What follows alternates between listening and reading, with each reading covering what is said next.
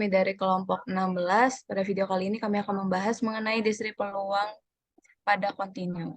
Sebelumnya perkenalkan, nama saya Clarin Aurelia dengan NPM 22155. Saya Arifania Putri dengan NPM 22144. Perkenalkan, saya Marcel Bagas Mora dengan NPM 22157. Perkenalkan, saya Ajay Prajendrakas, NPM 22166. Saya Muhammad Sikiwi Diansyah, NPM 22184.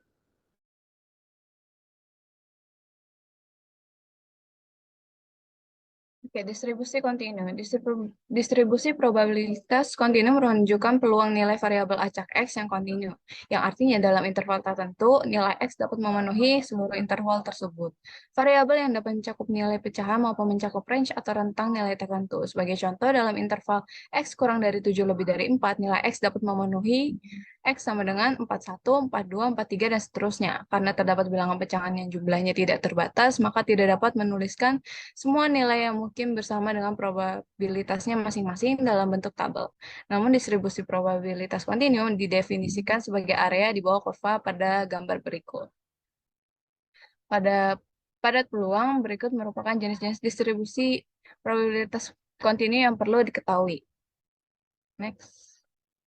Ya, kita masuk ke distribusi yang pertama, yaitu distribusi normal atau Gauss. Distribusi normal atau disebut juga dengan Gaussian distribution, sesuai dengan nama penemunya yaitu Karl Gauss, merupakan salah satu distribusi yang penting dalam probabilitas dan statistik.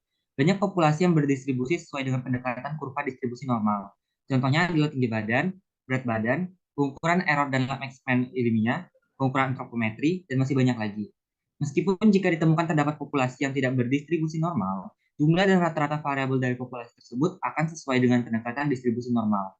Distribusi normal memiliki parameter mu dan sigma, di mana mu berantara di range kurang dari tidak terhingga sampai tak terhingga, dan sigma kurang lebih dari 0. Variabel acak kontinu X berdistribusi normal jika fungsi padat peluangnya sebagai berikut. Di sini ada kurvanya. Lalu kita lanjut. Ciri-ciri distribusi normal. Yang pertama, kurva berbentuk garis lengkung yang halus dan menyerupai genta atau lonceng. Yang kedua, kedua ekor atau ujungnya semakin mendekati sumbu absisnya, tetapi tidak pernah memotong. Lalu yang ketiga, distribusi normal memiliki dua parameter, yaitu mu dan sigma, yang masing-masing menentukan lokasi dan bentuk distribusi. Lalu yang keempat, titik tertinggi kurva normal berada pada rata-rata. Kelima, distribusi normal adalah distribusi yang simetris. Lalu yang keenam, simpangan baku atau standar deviasi yang dilambangkan dengan sigma menentukan lebarnya kurva. Makin kecil sigma, maka bentuk kurva semakin runcing. Lalu yang ketujuh, total luas daerah di bawah kurva normal adalah 1. Dan yang terakhir, jika jarak masing-masing nilai X diukur dengan sigma, maka kira-kira 68% berjarak 1 sigma, dan 95% berjarak 2 sigma, dan yang terakhir 99% berjarak 3 sigma.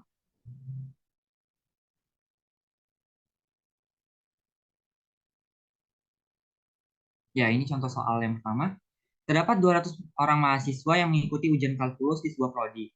Diperoleh bahwa nilai rata-rata adalah 60 dan simpangan baku atau standar deviasinya adalah 10. Bila distribusi nilai menyebar secara normal, maka ditanyakan berapa 1% yang mendapat jika nilai A lebih dari sama dengan 80.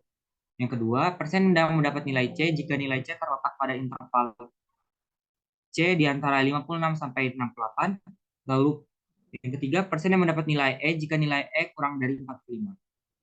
Penyelesaiannya, di sini kita memisalkan bahwa X adalah perubahan acak yang mengatakan nilai ujian kalkulus. Ya, di sini didapatkan bahwa Z adalah X dikurang 60 per 10. Nah, kita dapat menggunakan Z pada yang pertama, pertanyaan yang pertama, di mana X-nya tadi 80, jadi 80 kurang 60 per 10 sama dengan 2. Lalu kita masukkan ke dalam P, yang jadi P X lebih dari sama dengan 80 sama dengan P Z lebih dari 2. Di sini 1 dikurang 0,9772 yang dapat 0,0288. Yang dapat dibulatkan dalam persen jadi 2,28%. Lalu yang kedua, yang dimana Z-nya itu, Z pertamanya berisi 56, lalu Z keduanya itu X-nya 68, di mana range-nya 66 sampai 68. Dapatkan Z pertama min 0,4, Z yang kedua min 0,8. Nah, lalu kita masukkan ke dalam P, yang dimana PZ kurang dari 0,8 dikurang PZ kurang dari 0, min 0,4 yang dihasilkan 0,4435 dalam persen 44,35%. Lalu yang ketiga, kita isi di Z-nya itu X-nya 45, maka mendapatkan hasil min 1,5. Dan di sini P-nya itu berarti Z kurang dari sama dengan 1,5 yang yang menghasilkan 6,68%. Berikutnya, distribusi eksponensial adalah kasus khusus dalam distribusi gamma dan Weibull yang memiliki parameter alfa sama dengan 1. Distribusi eksponensial biasanya digunakan sebagai model untuk distribusi waktu antara kejadian sukses, seperti kedatangan pelanggan. Selain itu, distribusi ini juga digunakan sebagai model dari distribusi lifetime suatu komponen. Variabel acak X dapat dikatakan berdistribusi eksponensial dengan parameter lambda lebih besar dari 0. Ini ada contoh soal 1. Berubah acak X menyatakan lamanya jangka waktu lampu pijar merek AX berfungsi. Ternyata X hingga AXP 1500 di mana satuannya dalam jam. Tentukan peluangnya satu lampu pijar merek AX yang dipilih secara acak. A dapat berfungsi lebih dari 1600 jam. B dapat berfungsi paling lama 1500 jam. C dapat berfungsi antara 1400 sampai 1600 jam. Penyelesaian X hingga XP 1500, Fx sama dengan 1 per 1500, E min X per 1500.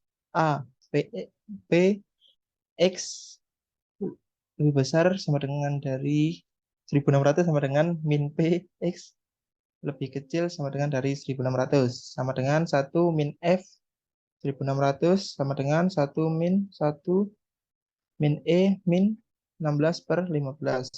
Sama dengan E min 1 16 per 15. B, P, X lebih kecil sama dengan dari 1500 sama dengan 1 min F X lebih kecil dari 1500 sama dengan 1 min E min 1. P 1400 lebih kecil dari X lebih kecil 1600 sama dengan E min 14 per 15 min E min 16 per 15. Berikutnya ada distribusi C kuadrat atau X kuadrat. Distribusi C kuadrat merupakan kasus khusus yang lain dari distribusi gamma. Adalah dengan mengambil alfa sama dengan V per 2 dan beta sama dengan 2. Untuk V bilangan bulat positif. Hasilnya disebut distribusi Q kuadrat.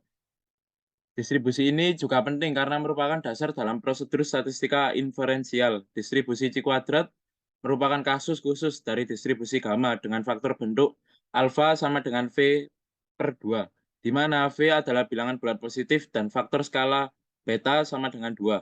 Distribusi C kuadrat mempunyai rata-rata dan variasi sebagai berikut. Pertama, rata-rata yaitu mu sama dengan E kali X kuadrat sama dengan E. Variansinya adalah sigma kuadrat sama dengan 2E. Lanjut.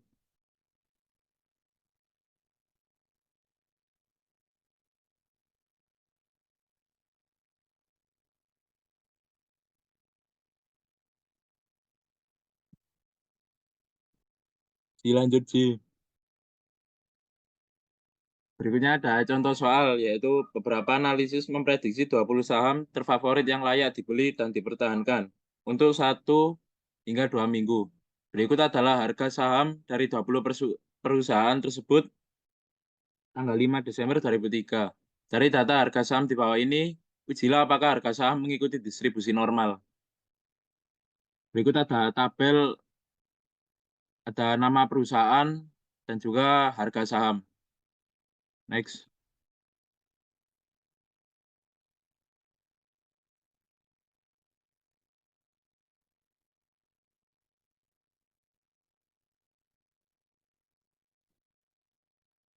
Yang pertama adalah buatlah tabel distribusi frekuensi.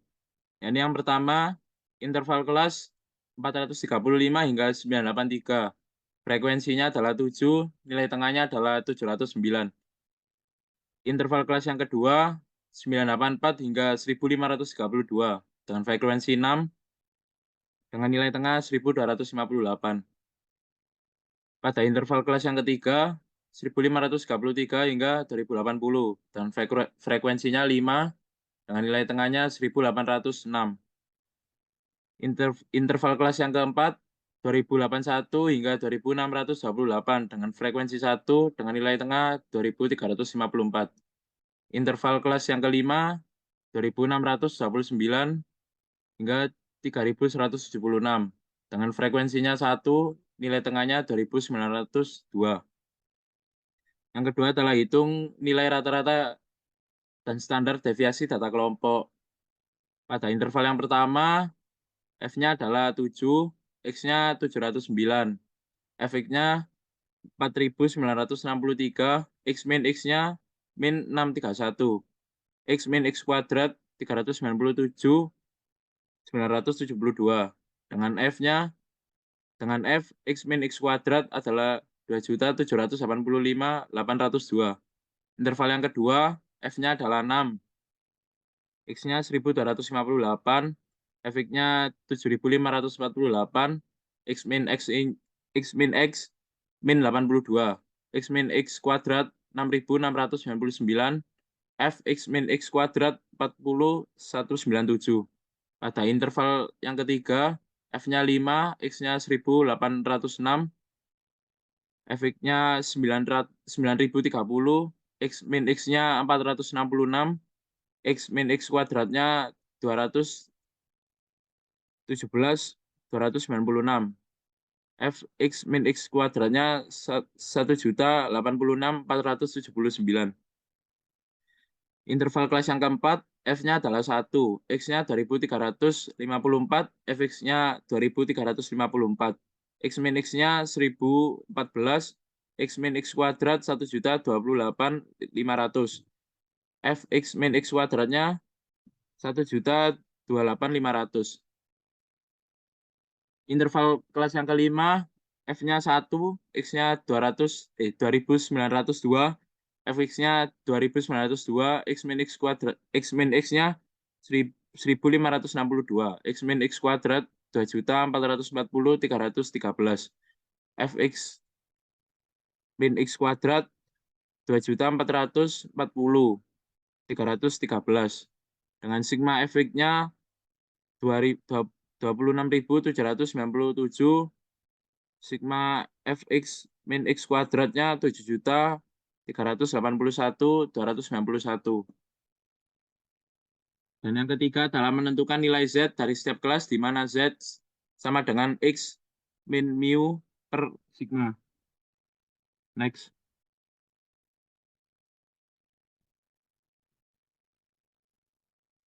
Yang keempat adalah menentukan probabilitas setiap kelas dengan menggunakan nilai Z. Misalnya Z 435 sama dengan 435 min 1340 per 623. Hasilnya min 1,45. Z-nya 983, yaitu 983 min 1340 per 623, sama dengan min 0,57. Dan dapatkan data sebagai berikut. Berikutnya yang kelima, yaitu menentukan nilai harapan FE sama dengan NP. Intervalnya 435 hingga 983. F-nya 7. Probabilitas harapannya 0,2108 dengan FE-nya 4,2. Berikutnya interval 984 hingga 1532. F-nya 6. Probabilitas harapannya 0,3374 dengan FE-nya 6,7. Berikutnya interval 1533 hingga 2080 dengan F-nya 5, probabilitasnya 0,2613, FE-nya 5,2. Interval berikutnya 2081 hingga 2628, F-nya 1, probabilitas harapannya 0,0978 dengan FE-nya 2,0. Dan interval yang terakhir 2,629 hingga 3.179 dengan F-nya 1, probabilitas harapannya 0,0176 dan FI-nya 0,4.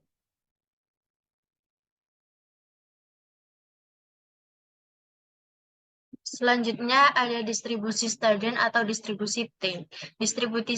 Distribusi Staden T banyak diterapkan pada statistik inferensia ketika nilai varians dari suatu populasi tidak diketahui. Distribusi Staden atau kadang hanya disebut distribusi T banyak diterapkan pada statistik inferensia ketika nilai varians dari suatu populasi tidak diketahui. Untuk sampel yang besar, nilai varians populasi sigma kuadrat dapat diestimasi dengan varians dari sampel S kuadrat sehingga dapat dilakukan pendekatan approximate dengan distribusi normal baku. Namun, jika sampel yang diambil kecil, maka distribusi berubah acaknya akan menyimpang jauh dari distribusi normal baku, sehingga diperlukan distribusi Staden T. Dapat didefinisikan peubah acak T yang mengikuti distribusi Staden T sebagai rasio dari peubah acak normal baku Z terhadap peubah acak C square P dengan derajat bebas P. Next. Misalkan Z peubah acak normal baku dan V peubah acak C square dengan derajat bebas V. Bila Z dan V adalah peubah acak yang independen, maka distribusi dari T sama dengan Z per akar V per V. Diberikan oleh HT sama dengan T V plus 1 per 2 per T V per 2 akar PV. 1 ditambah T kuadrat per V dengan pangkat negatif V plus 1 per 2 dengan negatif tak terhingga kurang dari T kurang dari tak terhingga. Next. Contoh soal yang pertama yaitu cari K yang memenuhi P T di antara kas hingga negatif 1761 sama dengan 0,045 untuk sampel acak berukuran 15 yang diambil dari suatu distribusi Staden T. Dari tabel distribusi T terlihat bahwa 1761 ialah nilai T 0,05 bila V sama dengan 14. Jadi negatif T 0,05 sama dengan negatif 1761. Karena dalam soal ini berada di sebelah kiri dari negatif T 0,05 sama dengan negatif 1761, maka ambillah K sama dengan negatif T alfa. Selanjutnya, dari gambar berikut diperoleh 0,045 sama dengan 0,05 negatif alfa 0,045 sama dengan 0,05 negatif alfa atau alfa sama dengan 0,05 alfa sama dengan 0,005 dengan grafik sebagai berikut. Selanjutnya ada distribusi F. Menurut Gasper, tahun 1989, secara teori, sebaran F merupakan rasio dari dua sebaran C kuadrat yang bebas. Oleh karena itu, peubah acak F diberikan sebagai Fx21 per V1 dibagi dengan X22 per V2, yang dimana X21 merupakan nilai dari sebaran C kuadrat dengan derajat bebas V1 sama dengan N1 dikurang 1, kemudian X22 sama dengan nilai dari sebaran C kuadrat dengan derajat bebas V2 sama dengan N2 min 1. Oleh karena itu, sebaran F mempunyai dua derajat bebas yaitu V1 dan V2 yang diberikan oleh HF sama dengan Fx dari T V1 tambah V2 per 2 dikali dengan V1 tambah V2 pangkat V1 per 2 dengan F V1 per 2 minus 1 dibagi 1 plus V1 F per V2 dikali V1 plus V2 dikurang 2, di mana F lebih dari 0. Kemudian untuk 0, X kurang dari sama dengan 0.